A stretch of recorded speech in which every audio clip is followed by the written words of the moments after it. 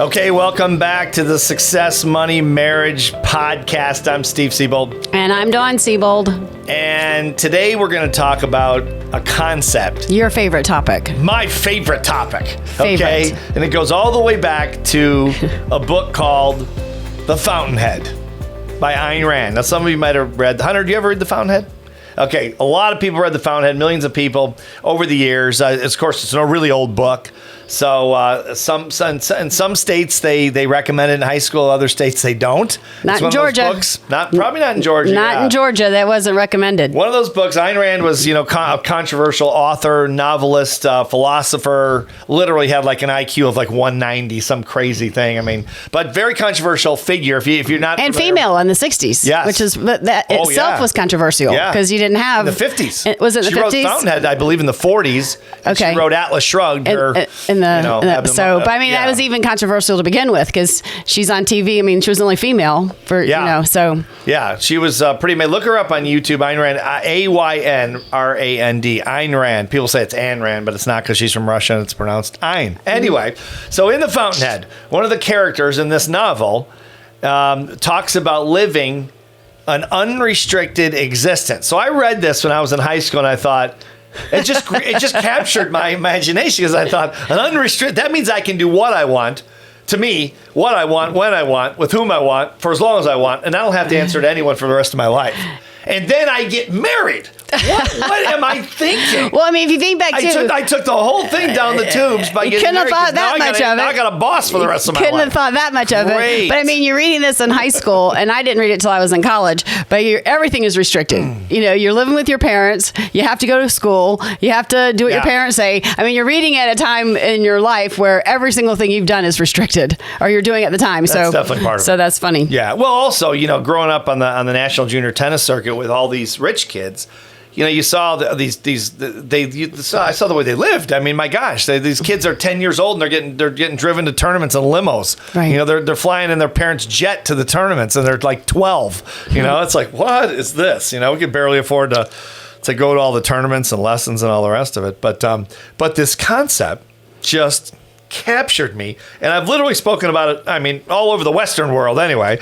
And talking about what it's like to be able to make your own rules. Mm-hmm. And sometimes people go, well, you shouldn't have. Where are the boundaries? Well, I think the boundaries are the laws, and there's moral boundaries, which are individual, subjective, and all those kinds of things. So I'm not saying about hurting anyone else or trespassing on anyone's turf or anything like that. But the idea that within the context of doing, not breaking the law and doing things that are not immoral or look subjectively immoral anyway, living the life that you want to live on your terms. I mean, how exciting does it get? You got one life. Why would you not want to live it any way you want to live it?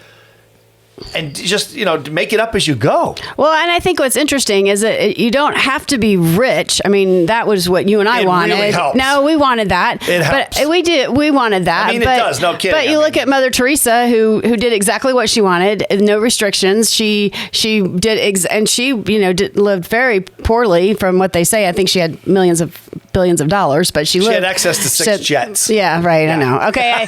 We didn't find out after she. Yeah. Nothing against Mother Teresa, but like a televangelist. I don't get paid by the church. Yeah. No, but you live in a $20 million house, but you don't get paid by the church at all. I know. Okay, that house just appeared in your backyard. My point is that it's relative to everyone. So we wanted to be rich. We wanted to be able to afford anything we wanted to buy, live anywhere we wanted to, hang around people we wanted to hang around. I mean, that really drove us when we first started our business, and so that was super fun. But for the people listening right now, it doesn't mean you have to be rich, and it doesn't mean you have to have a successful marriage. If those are things that you don't want, then you don't want. I mean, I have several family members who never wanted to get married. They're not married, and they're happy not being married. You never wanted to get married. No, I know. I mean, that's not. I'm not kidding. She said she did not. One of the first things you said, maybe not first things, but yeah, it was probably the first thing. It was pretty close. I'll go out with you, but I'm never getting married. No, you didn't say that. Nah, I didn't. But maybe the second or third day, you said, I'm never getting. I remember you saying that. I'm never getting married. I don't plan on getting married. No. Like we had just met, but you were like, I'm not getting married. I'm going to college, and I'm not getting married. And I don't want kids. Right. It's probably pretty much in that order. No kids. Never wanted kids. You said that or not? Yeah, I probably did. You probably did. Yeah, but I remember you were emphatic. Yeah, right. I'm not getting married. Right. So my point is that it doesn't mean you have to. So why do you hold to that? You should have held the line. It was peer pressure. You should have held the line. Peer pressure. It was just my peer pressure. good looks and charisma. No, wasn't that. It was all the money. It happened. I married for money. Don't feel bad. I married. You couldn't stand it. I married for money. I married for that. I married for that powder blue suit you wore selling Amway. That just was such a turn on. I can't live without that. Yeah, I can't live without a guy who's going to sell Amway in a powder blue suit. That's pretty tough to do. Yeah, they weren't. It wasn't a suit. It was pants. It was powder blue pants. Yeah, they were actually pretty nice pants. Pretty sure it was a pink shirt. Those are animals that were supposed to go together. Right, okay. Tiger, lion, gorilla. Your mother helped you with that outfit. Now, if you're listening to this, you remember animals. You're old like us. Okay, so I think your mom helped you. I want animals now. I do too. It's just so much easier. They have to stay on the clothes though, because I'll forget by the time I get them home. Wait, has to be the same pattern. Why do I have a giraffe with a gorilla? I gotta take this back. I'll be back. We're off topic. What were we talking about? We were talking about unrestricted existence. No, seriously, though, you make a good point. That you don't. I was kidding about the rich thing. I mean, it just is kind of funny. And you look at rich people like Jeff Bezos, like he just launched a rocket. Like he's so rich, he has a rocket. Right. You know, and I mean, it's just, and I think he charged the people I heard it was $27 million a piece for like a 10-minute rocket ride. I know. And you know what? I don't know if I read this or someone told me over the weekend, but the money he spent doing that, traveling and coming back, could have, if it would equate to solving world hunger. Not feeding everyone, but solving the problems of the money he spent doing that could have solved the problems of world hunger. That's a pretty big ticket. I read it. That? No, I did over the weekend. Well, it's a lot of money. It wouldn't feed everyone. It would just set up farms and set up. You can imagine what it would set up. Yeah, it would help solve. It would have solved the problem, not fed everyone. But I'm sure. I'm sure it would be. Did you hear that, Hunter? Did you hear that too? Something about that? Yeah. I mean, it's an obscene amount of money, of course. Yeah. But then again, you can't blame him. He made the money. Unrestricted. They really, just right, exactly. He's living an unrestricted existence. They hit Bezos because he's only given away like 1% of his money, and he's like second richest guy, or depending on the week, right? Whoever's the rate, but it's like $200 billion, some insane amount of money, right? Can you imagine the interest on his interest on his interest? Yeah, I know. I mean, that's rich. People, you're rich. It's like, no, Jeff Bezos is rich. Yeah, right.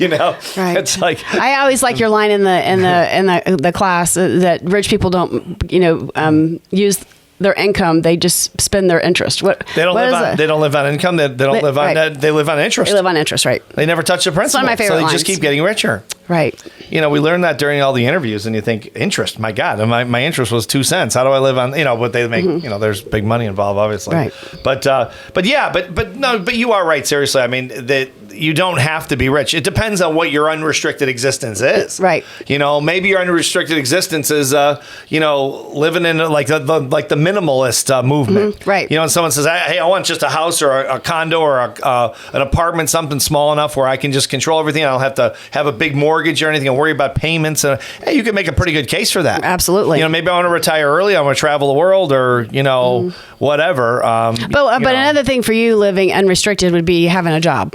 That would be hard for you. That would be too much restriction on you. I had a job before. We've had this conversation, Steve. I folded towels at the tennis club. I was pretty good at it. This has been since we met. Since we met, we've not had a job. But I'm just saying, for people who are entrepreneurs who are listening to this, you may think about this and fall into this, being unrestricted and not having. Why do you think I can get a job somewhere? No, you could not. You couldn't. That's not very nice. I'm being critical thinking. You're very mean. I'm not. I'm just being a critical thinker. You should really read. You should really read 177 Mental Toughness Secrets of the World Class. You might pick up a few things. I might start looking around. You might pick up a few things. You'd be surprised the kind of jobs I could probably do. No, you wouldn't. Yeah, I could probably do some good jobs. It would honestly for the podcast, it would be too rich. I'm not saying that you couldn't get hired. Of course you could. But it would be to do what? I really don't. I didn't even sound honest when I said it. Like I was trying to keep a straight face. But then I remember we're recording this, and you're going to see I can't keep a straight face. No, I mean it would just seriously. It would be too restricted for me at this point. What was your last job, Dawn? When I waited tables supporting your speaking business, maybe that one. Yeah, that was like 30 years ago. No, I'm saying now it would be too much restriction. This is your job now. Yes. Now that would restrict me all day. This doesn't pay real well. Yeah. We need to up that salary. It would restrict me too much. I mean, it really would. For me to get a job now, it would be hard for me. I think it would be for you too, just because of the restrictions. So for the people who are looking to be entrepreneurs or moving from, your next book coming from, E to E and getting out of employment and going into entrepreneurship, I think that's something that you're either going to really like. I mean, I have a really good friend of mine I went to high school with, and the idea of him being an entrepreneur just scares the crap out of him. He would never do it. It's a scary He works thing. for the government. It's scary. He works for the government, very scheduled, very regimented, and he can't get fired. For the most part. Wow. Yeah, he could, but he'd have to do. Tougher, but my point is, and he feels, and he's living pretty much an unrestricted existence. But that fits his mold. That fits that having that structure is something he doesn't have to create, doesn't have to think about. He knows he's going to get a regular paycheck. And so my point is that it sounds grandiose when you say unrestricted existence. We're living on an island, eating whatever we want to eat. We have chefs. We have all these things. But it doesn't have to be that. That's sort of what it is for us. But for people listening, it can be your own. So. Yeah, well, like you're saying about your friend that works for the government, I think that's the other side of it. It's like I think sometimes when we talk about, and I've probably been guilty of this as well, just having an entrepreneurial background and pretty much doing that my whole life, my whole business life or work life. I talk about that in speeches and written about in books and all that kind of stuff, and talk about in the media and all that. But at the same time, I think like your friend you're talking about, that he could live an unrestricted existence because that's what he wants to do, and he feels like he's doing it, and he doesn't have to be an entrepreneur, doesn't have to take the kind of risks we take. And I guess it's just at the end of the day is what is your specific, personal, unrestricted and then existence. I would write it down and work toward that. Yeah, I mean, it doesn't obviously have to be some rich, grandy. I was just really kidding about that, but right. But I think that's what we think of when we hear it. Yeah, you think of the sexy stuff. The big house, the big car, the fancy car, the clothes, the shoes, the jewelry, or, whatever people are into, I guess. But at the same time, if you've ever had any of that stuff, and probably anyone listening to this has, because it's just a matter of degrees, Right. That stuff doesn't really make you very happy because it's old the next day. The best, like they say, the best time you buy some fancy car, and the best day that you ever have with it is the day before you pick it up, because you're thinking about it, thinking how cool is this going to be. Right. Then you have it for a week, and you go, it's a car, it's a nice car. But don't you think if someone really stops and thinks about this podcast and thinks about what we're saying, and they write down what would be an unrestricted existence for them, that would be happiness. Yeah. I really do. I think definitely. if you can find your unrestricted existence to whatever that definition means to you or that statement means to you, then I think that's when someone really is at the happy. That to me would be the happiest level. Well, what's yours? it would be a list of things. I mean, obviously, not having any restrictions when it comes to where we have to live. I mean, we can pick and choose where that, not any restriction on how much money we can make. I mean, mine's pretty much not being restricted in anything. Now, I don't want to be restricted on the clothes I buy. I don't want to be restricted on how many tennis matches I have. I don't want to be restricted on, having to go. So for me, it's pretty much write the whole list. Yeah. So I like that and I enjoy it. It makes me happy. But that doesn't have to be for everybody. Oh, totally. It's totally individual. I mean, I just always wanted to be free. It's like people say, well, you want to build businesses and do all this stuff. Then you shouldn't have gotten married, Steve. I know that. Why didn't you tell me that 38 years ago? You could have saved my life. I tried to tell you. Now I'm in a cage. I'm in this cage like a little gorilla, and I can't get out of the damn thing to save my life. And you got me now.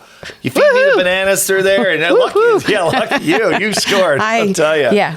Yeah. You see, I haven't quite gotten to my unrestricted existence yet. Yeah, exactly. Until she does away with me. I've got one little problem left to solve. If I don't show up on one of the podcasts, she buried me in the backyard at the Bone Allen Mansion. Just look it up, Bone Allen Mansion. She buried me in the backyard somewhere. So they're going to know if I don't show up for the podcast. I just have this cute little thing I just want to push in. I know. This cute little thing I saw, I think it might have been on TikTok or YouTube. And obviously the gal's the husband's having an affair, and the wife answers the door, and it's the mistress comes and says, I have been looking for Steve all over. He hasn't called me, he hasn't texted me. I'm getting worried about him.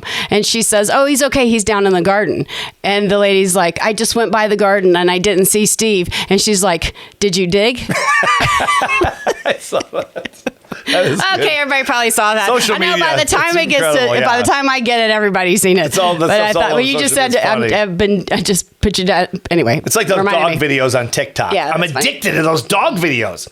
Have you watched those dog videos? Yeah, they're insane. They're so funny. The dog's talking. They're so funny. I wish we'd have thought of TikTok. Y'all, if you'd have told me, being in the speaking business, if you'd have told me 20 years ago, people were going to put crazy stuff on video and put it out for the world to see, I would have bet $1 million that would have never worked. Yeah. Just because people are so afraid to be on video, so afraid to be up in front of an audience, so afraid to speak. And then YouTube came out and I'm like, you have got to be kidding me. People are videotaping crazy, stupid stuff and putting it out there for the world to see, but they won't get up and say their name in front of a crowd. True. Look at karaoke. I never thought that would work. Oh, the same thing. People don't same like thing, speaking, right? and then all of a sudden they want to sing. Of course, if there was no alcohol involved and probably drugs, well, there would be no karaoke. Probably not. You know, if you think about it. Right. But people get up there. I know. And they're pretty bad. I've done it before. They're pretty bad. It's not pretty. It's not pretty. But it's then not. If you go to karaoke, and I just, I guess I haven't been to many, maybe 20 and 30 years or whatever, just whatever, for whatever reason. And, you do get some of those people go up in bars and like they're world-class singers. They're practicing. You're like, wait a second. Yeah, they're practicing. I'm going up there and singing, now this guy's out there. Get this guy out. He's a pro. Right. It's ridiculous. And they're like ridiculously good. Have you ever seen that? Or they're like ridiculously good. good. I have a lot. The girls at tennis, we've gone before in Johns Creek, and they have a place you can go after tennis on Wednesday nights. I never heard about this Johns Creek place you go to. You didn't tell me about that, Dawn. Because I do not want to be restricted. Okay, back to the topic. Okay, all right, touche. So, any thoughts as we wrap up on this topic? That because you really have. I mean, we've been pretty lucky, where we've been able. But to your point, I mean, just in terms of in the context of what we wanted to do, we've pretty much been able to do it. Mm-hmm. We've been pretty fortunate that way. We've lived most of the dreams we wanted to live and all that kind of thing. But any recommendations on how people can, if they're interested in this? I know this grabs people's attention sometimes with audiences, and other times people just go, I just think find your own unrestricted existence. I mean, find what that means to you, write it down, and strive for that, because it can very easily come true if you focus on it. So find your own unrestricted existence. I have a girlfriend, I don't want to say her name, but she's doing a tiny house. Have you seen these tiny houses? They sell these tiny houses, that's what I was saying. Those little tiny, minimalist houses. Yeah, they're not cheap either. I mean, I thought that was. I mean, she's putting it together anyway. It's up in the mountains somewhere in North Carolina. She doesn't have neighbors for like 60 miles. It's crazy. Yeah, and she's made a farm, and that to her is being, living an unexistent. She's a writer, so she doesn't, So that wouldn't be my thing, but find your own. And I think that's really where happiness is. If you can figure that out, I think that's probably the happiest you'll ever be. Maybe you should live with her. You should try it and see if you like it. You might like it. So let's close this one out, Steve. I just say maybe that's your thing. I could use a break. Maybe go up there for a month or something and just hang out with her. I'll give you a break. If you want a break, fire me today. No, you can't be fired. You're locked in. I'll give you a lifetime break. I'll give you a lifetime break. Okay. Well, I would say again, look at my last closing thoughts on this would be, if this is interesting to you, then look at it, like you said, through your own eyes in terms of what you really mean something to you. It may be a minimalist thing. It might be a abundant thing. It might be you might want to show a rocket like Jeff Bezos. I'm not sure, because it's different for everyone, of course. But just think if you think abundantly, like our unfortunately our late friend Bob Proctor, who passed away last week. And I don't know if we've mentioned Bob on the show or not, but he was a great friend and mentor of ours for 25 years. And we got a call last week, and he had passed away, and it's kind of a sad few days here. But Bob used to talk about, and he taught us so much about this, about this abundance mentality, and he really believed it. And so get in that mind space and just think whatever that is. And that may be, again, a very, maybe not minimalist, minimal, that's not it, minimalist. It may not be that, but it might be something in between. Right. Where you're going to be very happy with, with this particular life, and then go after it, because why not? Why not? I mean, I think it's as much about chasing it and saying, this is what I want. Now I'm going to fill in the blanks. And if people think it's a great. If they don't, so what? You're living your life on your terms, your way, because you get one shot. Right. And very few people ever really get to do that, even in the richest countries in the world. But I think if you're conscious about it and you're intent on, you have a strong intention to do it, it is doable, and it's a really fun thing when you realize that you've lived your way most of your life. I feel really good about that, and very fortunate and very lucky as well, because there's a lot of luck. We had a lot of help. We got make a lot it of happen. Help. You got to have mentors. You got to have a lot like Bob Proctor. But I think it's something cool for people to look forward to. Trying to build. Definitely. So I just want to be free. Go. No, I'm free. I feel free. Oh, just kicking me out. I thought you were getting the running podcast. You're like divorcing me in the end. We'll have to take the marriage part out of the podcast and kill the website. No, I've spent too much money on the URL. Yeah. All right. Well, that's Unrestricted Existence. Think about that. We'll look forward to any comments you guys have, and we'll see you on the next episode. Bye-bye.